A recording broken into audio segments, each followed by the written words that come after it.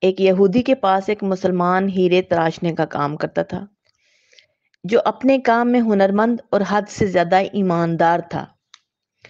یہودی اس سنار کی کاریگری سے بے تحاشا نفع کمانے کے باوجود اسے مناسب معاوضہ ادا نہ کرتا تھا، جس کی وجہ سے وہ بمشکل اپنے گھر کا خرچہ پورا کرتا تھا۔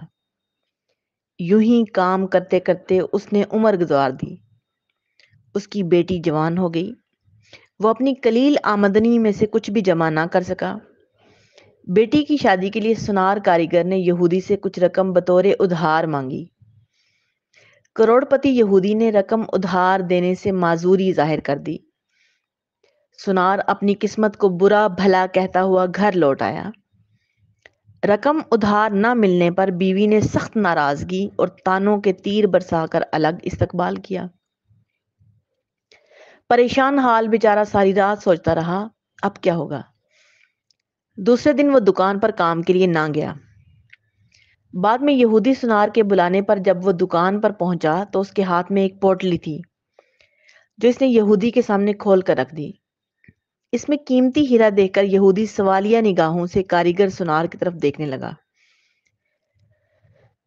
کاریگر بولا، مالک یہ ہمارا خاندانی ہیرا ہے، اسے بیچنے کی اجازت نہیں، آپ اسے گروی رکھ کر مجھے کچھ رقم دے دیں، میں آپ کو رقم لوٹا کر اپنا ہیرا واپس لے لوں گا۔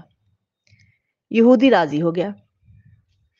مسلمان کاریگر نے قرضے کی رقم سے بیٹی کی شادی کر دی، پھر دن رات کام کر کے قرضے کی رقم آہستہ آہستہ ادا کرنے لگ گیا۔ قرضے کی آخری قسط ادا کرنے کے بعد مسلمان کاریگر نے اپنے ہیرے کا مطالبہ کیا۔ یہودی نے وہ ہیرا لا کر اس کے سامنے رکھ دیا۔ ہیرا تراشنے والے کاریگر نے ہیرا لے کر پانی میں رکھ دیا۔ دیکھتے ہی دیکھتے ہیرا گھل کر ختم ہو گیا۔ ہیرا تراشنے والے کاریگر نے کہا، مالک یہ مصری کی ڈلی تھی جسے میں نے اپنے فن سے ہیرے کا اس طرح سے روپ دے دیا کہ آپ جیسا سنار بھی دھوکہ کھا گیا۔ آپ نے میری عاجزی اور درخواست پر قرضہ نہ دیا، جس کی وجہ سے مجھے یوں آپ سے رقم نکلوانی پڑی۔ میں مسلمان ہوں اس لیے بھاگا نہیں، آپ کی پائی پائی ادا کر کے سرخرو ہو گیا۔ افسوس کہ آپ نے میری قدر نہ کی، اس لیے میں ملازمت چھوڑ کر جا رہا ہوں۔ کاریگر یہودی کو پریشان چھوڑ کر چلا گیا۔